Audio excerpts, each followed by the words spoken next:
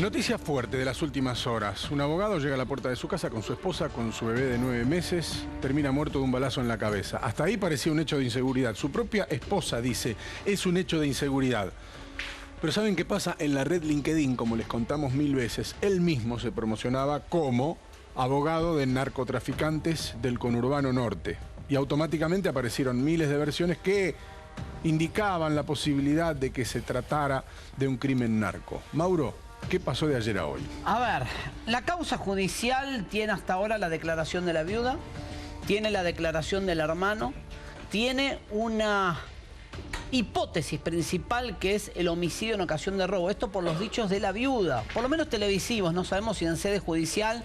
Noelia, la viuda del abogado Horacio Ruiz, ratificó exactamente todo lo que dijo a nivel televisivo, que fue: básicamente, llegábamos a casa, apareció un delincuente en escena, forcejeó con mi marido, él quiso evitar que nos roben el auto y lo mataron de un tiro. Ese es el resumen del relato de Noelia, la mujer.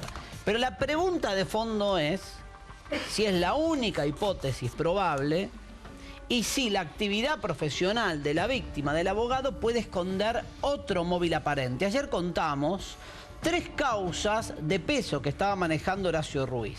La pregunta es, ¿alguien despechado con un abogado porque no cumplió con una tratativa?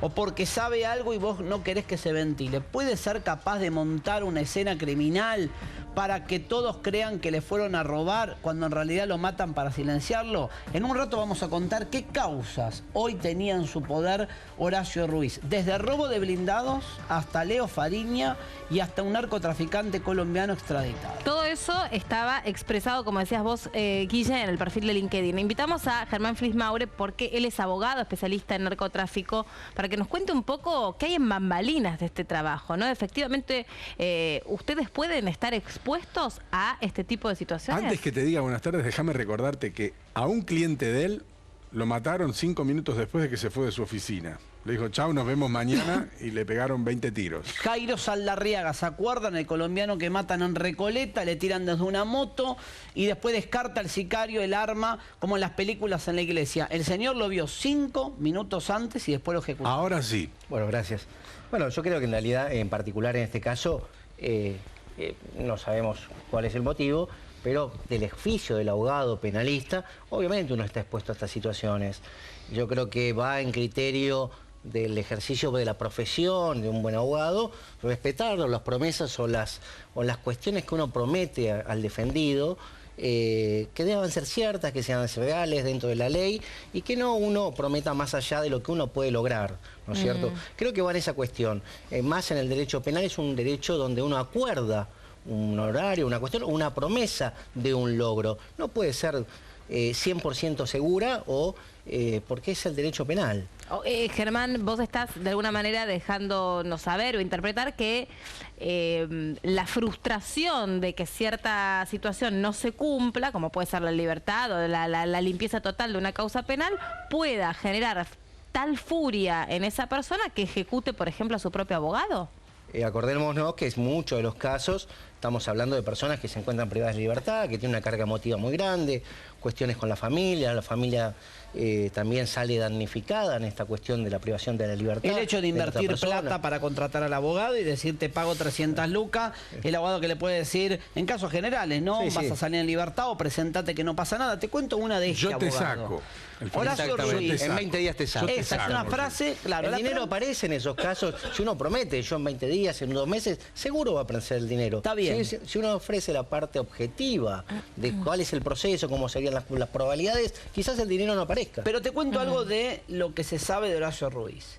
Primero, insisto, la principal hipótesis es el homicidio en ocasión de robo. Ahora, te cuento una. Horacio Ruiz representaba al momento de ser asesinado a Alejandro Bagnera. Alejandro Bagnera está detenido, ayer lo contamos, por un robo a un blindado moreno sangriento que termina con un jubilado muerto.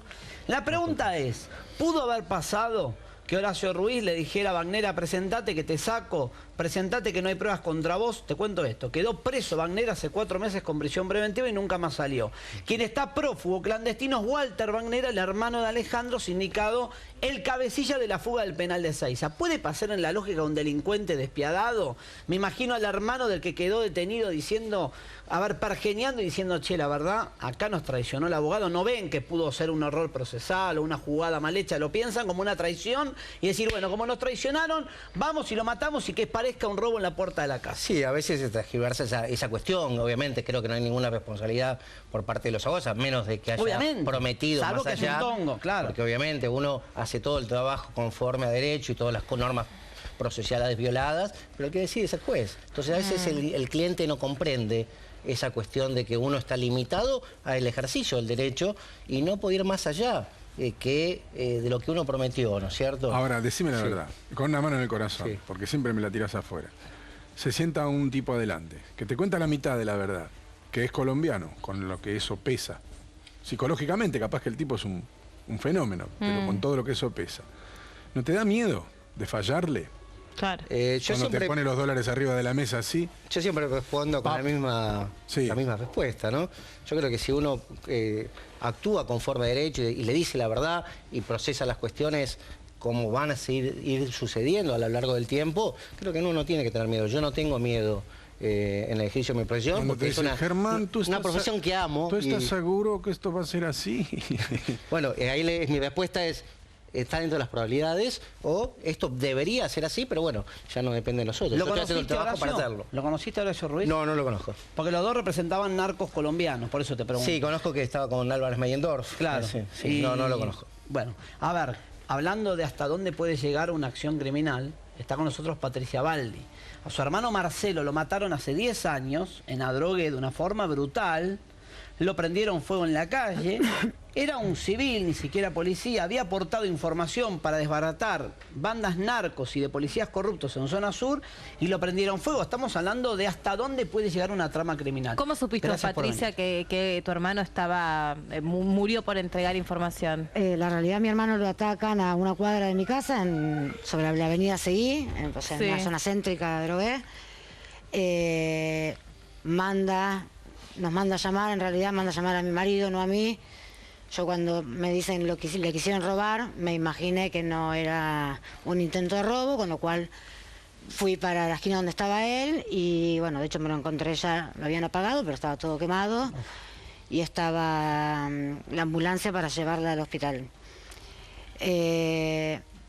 Siempre tuve mis sospechas de que esto no era un intento de robo como él dijo en su momento a la gente de alrededor, que venía por causas que él investigaba. De hecho, cuando yo llegué y se lo comenté a él, me dijo cerrá la boca. Él estuvo una semana vivo, internado. O sea, ¿sabes eso por esa semana de agonía? Yo toda la información que tengo me la contó él.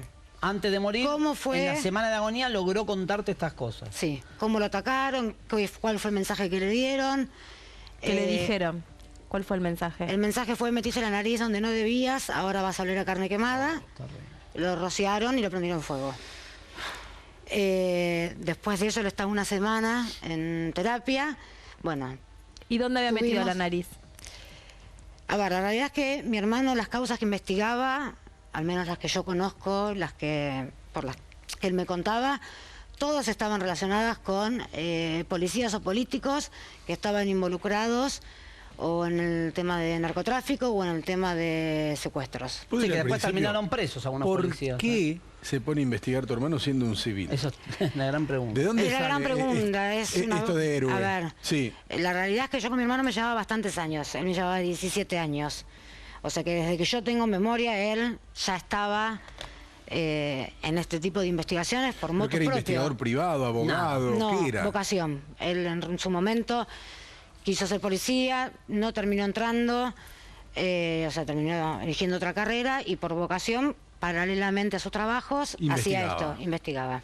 Y aportaba... No es la primera vez que lo escucho esto. ¿El caso de Marcelo? No. Gente que se mete de esto. En una causa particular de delitos federales, de contrabando a Cuba, hay un caso muy parecido, una persona que toma la medida y es más invierte siguiendo y aportando datos a Pero ella me a contó la algo justicia. siempre, nos conocemos hace Qué 10 bárbaro, años, ¿no? cuando le mataron al hermano. Siempre me contó algo que me impactó. Me dijo, él de chico ya tenía una intención solidaria de sacar a los chicos de la droga. Él trabajó mucho en un principio con lo que era el tema droga. Él de joven tuvo un amigo que estuvo metido en el tema de la droga. Entonces se sacaba Él conociendo el trató, negocio. sí, trató de sacar a su amigo de eso. Ya te estoy hablando cuando él era adolescente, le pintaron una vez en el vidrio del auto, no te metas con nosotros. Mirá vos. Yo te estoy hablando de hace años, porque mi hermano hoy tendría 60 años.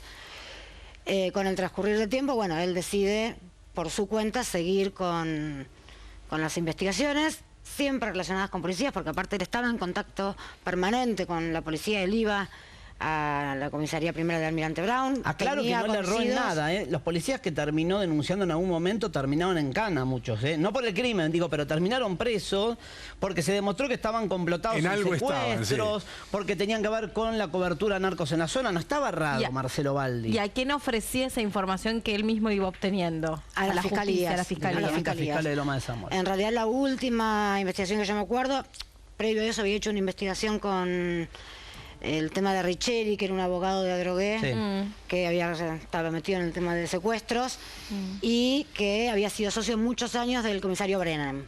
Ujú.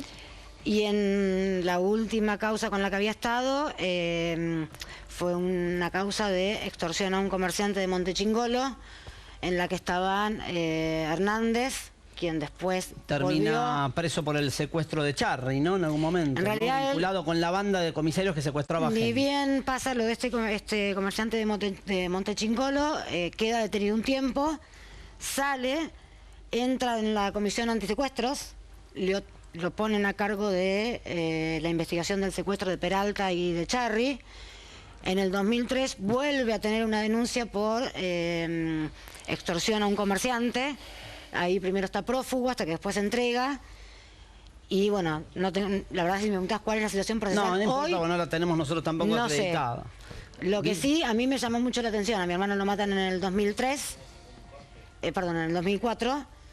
En el 2004 Ibáñez, que es a quien Hernández respondía, estaba en la comisión antisecuestros. Todo muy raro. En realidad, cuando yo planteo en la fiscalía de seguir esa punta de investigación, siempre me dicen no es la manera de manejarse de los policías y nunca quisieron investigar por ese tema. Germán, ¿alguna vez te apretaron?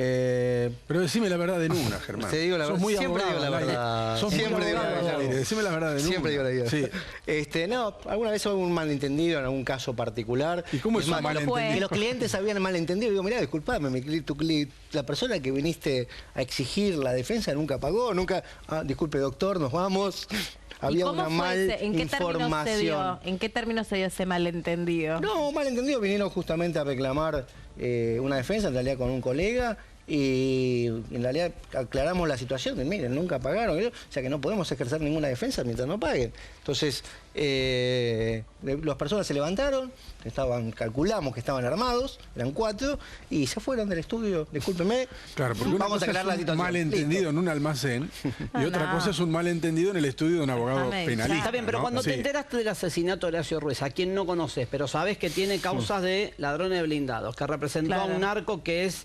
uno de los que estuvo preso en la Argentina por lavado de activos y extraditado a Estados Unidos, que tiene a Leo Fariña como consejero él de Leo Fariña. Cuando uno te cuenta todo esto, más allá del relato de la viuda, que no hay por qué desconfiar de ese relato hasta ahora, nada dice lo contrario.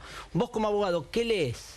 No, yo sinceramente no leo lo que estamos... No, ¿qué lees en la cabeza? No, ¿Qué pero yo interpretás? no leo lo que estamos exponiendo. Yo creo que en Argentina, gracias a Dios, no es una Colombia, no es Colombia, No, que los está bien. mataban a los abogados por no cumplir. Ah, bueno, Gracias ¿vos a crees Dios. que eso no pasa? No, todavía no. Está Creo bien. que todavía no es lo típico o no se está comportando Pero así. cuando- Sí. Yendo a lo que decía Guille antes, cuando viene un cliente Sí. y te pide que lo defiendas, Sí. nunca te dice en esa negociación sobre la posibilidad de que vos lo saques en libertad o no, o que lo defiendas, mirá que si no cumplís, No. como en las vas a- películas te Nadie te va a muestran el amenazar. infierno. No, no te van a previamente, amenazar ¿no? porque están tus... Pero creo que va en esta cuestión y creo que lo entiendo quizás por qué puede haber pasado o no, cuál es la situación. Uno dice, hay probabilidades que te saque. En el deseo y la persona va... Yo no te pago con eso. Eso, claro, eso Pará, de la pará. probabilidad... Yo no te pago con eso. Si vos me decís, hay probabilidades de que te saque, Bueno, me busco otro que me diga, bueno, yo te saco. Bueno, pero en realidad estoy mintiendo. Eso voy. Dentro de esa probabilidad se transforma desde el momento que salió o en la misma conversación a de que yo le prometí que lo iba a sacar en 20 días. La cámara va a resolver en 20 días, la persona piensa que en 20 días se va a ir en libertad. Y entonces eso es lo que pasa habitualmente, que juega mucho el deseo, la esperanza.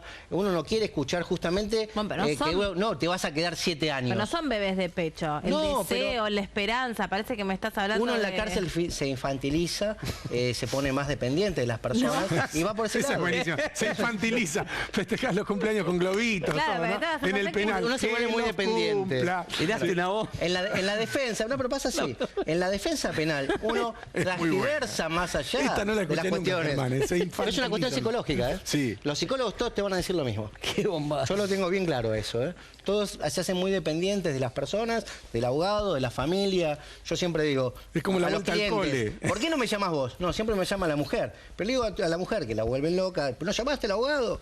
Y le digo...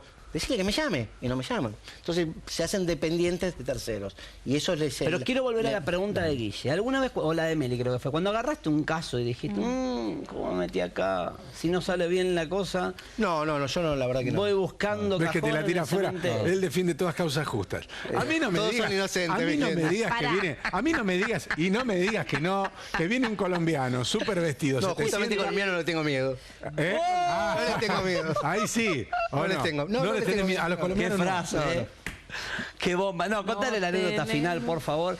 El señor tuvo el tino, la desgracia, ahora hablando en serio, de haberse entrevistado 5 minutos antes con un colombiano que termina asesinado a sangre fría en Recoleta. Pero hay una anécdota que pinta cómo te tantearon para ver si eras honesto o no como abogado. Contá la anécdota del cambio del billete. Sí, bueno, sí, la hemos contado. Sí, es por cierto. favor, pero Por favor. repetila y Bueno, no cambies un ápice. El porque público tenemos se el renueva. video. Tomate todo el tiempo. La del persona mundo. le pide una cierta cantidad de honorarios para ir Esperá, empezando. contexto. Estabas entrevistándote con el colombiano que después termina Sí, asesinado. exactamente. La Bien. primera entrevista le pido cierta cantidad de honorarios. ¿Cuántos tiros le pegaron? Perdón, para ponerle más 5 matiz. tiros. Le pegaron 5 5 tiros. tiros. A este señor, Tiraron 7 y le pegaron al 5. protagonista de esta historia, le pegaron 5 tiros y murió. Y Sí. entonces me da los honorarios, llego al estudio, no había contado. Llego y En me da... dólares, los honorarios. No, en pesos, En pesos. Me da 100 pesos de más y llego y le digo, dígale al señor que me dio 100 pesos de más. La siguiente vez, cuando el día que lo matan, le digo, mire, hay una diferencia de honorario, ¿sí?